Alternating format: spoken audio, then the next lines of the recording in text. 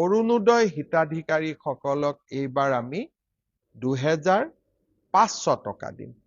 অৰ্থাৎ 15,000 টকা বানত আক্ৰান্ত, গুৰুতৰভাৱে আক্ৰান্ত পৰিয়ালে পালে। অতিৰিক্ত কৰি 1 আগষ্টৰ দিনা বানত আক্ৰান্ত হওক বা নহওক, কাৰণ প্ৰভাৱটো সকলোৰে হৈছে, কোনোবা প্ৰত্যক্ষ কোনোবা পৰোক্ষ। আজি আমি সিদ্ধান্ত লৈছো যে এতিয়াৰ পৰা বানত আক্ৰান্ত লোক, বানত মৃত্যু হোৱা লোকক সাহায্য দিবৰ বাবে আমাক কোনো পোষ্টমৰ্টেমৰ প্ৰয়োজন নাই। মাত্ৰ চাৰ্কুল অফিচাৰে চাৰ্টিফিকেট এখন দিয়াৰ লগে লগে তেওঁলোকে এই 4 লাখ টকা চৰকাৰৰ সাহায্য তেওঁলোকে লাভ কৰিব। অৰ্থাৎ এতিয়া বানত মৃত্যু হোৱা প্ৰতিগৰাকী লোকৰ পৰিয়ালে 4 লাখ টকাকৈ চৰকাৰৰ পৰা পোৱাৰ ৰাস্তা আজি প্ৰশস্ত হ'ল, যোনে পোষ্টমৰ্টেম কৰা নাছিল। পোষ্টমৰ্টেম কৰা সকলে ইতিমধ্যে এই ধন লাভ কৰিছে। এতিয়া হ'ল মই আৰু এটা ঘোষণা কৰিব খুজিছো, সেইটো হ'ল যে এই যে বানত আক্ৰান্ত হৈ 61 গৰাকী চৰাইদেউ, শিৱসাগৰ, যোৰহাট, গোলাঘাট জিলাত মৃত্যুবৰণ কৰিলে, আৰু ৰাজ্যৰ বাকী অঞ্চলতো আৰু 6 গৰাকী ব্যক্তিৰ মৃত্যু হৈছিল।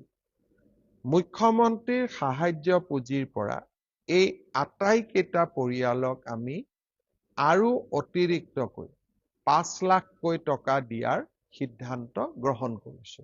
অৰ্থাৎ বান আক্ৰান্ত প্ৰতিটো পৰিয়ালে চৰকাৰৰ পৰা প্ৰতি মৃতকৰ পৰিয়ালে চৰকাৰৰ পৰা পোৱা 4 লাখ টকাৰ উপৰিও মুখ্যমন্ত্ৰী সাহায্য পুঁজিৰ পৰা অতিৰিক্তকৈ 5 লাখ টকা লাভ কৰিব। মই ভাবো যে মৃত্যুৰ মূল্য কেতিয়াও টকাৰে হ'ব নোৱাৰে, কিন্তু এই সৰু ধনে বিপদৰ সময়ত পৰিয়ালটোক অকণমান হ'লেও নিশ্চয় সহায় কৰিব। দ্বিতীয়তে, মই আগতে উল্লেখ কৰিছো যে আমি যেতিয়া বানত আক্ৰান্ত হ'ল, মৃতদেহ আমি পালো, কিন্তু বহুত ব্যক্তি কেতিয়াবা সন্ধানহীন হৈ থাকে। বিশেষকৈ নাজিৰাত 7 গৰাকী লোক এতিয়াও সন্ধানহীন হৈ আছে।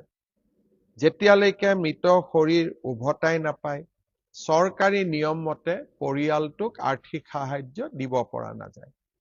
আজি আমি সিদ্ধান্ত লৈছো যে এমাহলৈকে যদি তেওঁলোকৰ আমি সন্ধান নাপাওঁ, আমি তেওঁলোকক মৃত্যু হোৱা বুলি চৰকাৰী সাহায্যৰ বাবে ধৰি লওঁ।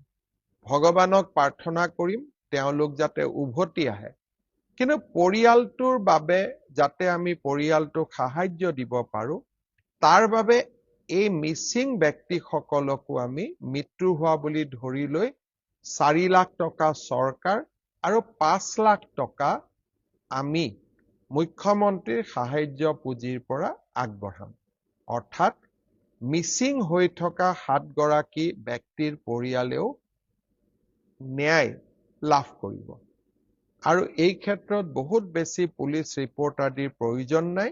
আমি চাৰ্কুল অফিচাৰৰ প্ৰতিবেদনৰ ওপৰতে এই সাহায্য প্ৰদান কৰিম। আৰু হয়তো বানপানীয়ে হাতত থকা টকা কেইটাও উটুৱাই লৈ গৈছে। এনে পৰিৱেশৰ মুখামুখি হ'বলৈ, বাচন বৰ্তন কিনিবলৈ, এসাঁজ কাপোৰ কিনিবলৈ, এই গোটেইবিলাক চিন্তা কৰি আজি আমি সিদ্ধান্ত লৈছো যে বানত আক্ৰান্ত আৰু যাক সহায়ৰ প্ৰয়োজন আছে, বানত যি সিভিয়াৰলি আক্ৰান্ত হৈছে, অৰ্থাৎ বানে যাক সৰ্বশান্ত কৰিছে, তেনে আটাইবোৰ পৰিয়ালকে অহা 4-5 দিনৰ ভিতৰত আমি 15,000কৈ টকা তেওঁলোকৰ বেংক একাউণ্টত ট্ৰান্সফাৰ কৰিম। অৰ্থাৎ বানত গুৰুতৰভাৱে আক্ৰান্ত প্ৰতিগৰাকী পৰিয়ালে তৎকালীনভাৱে চৰকাৰৰ পৰা 15,000 টকা লাভ কৰিব।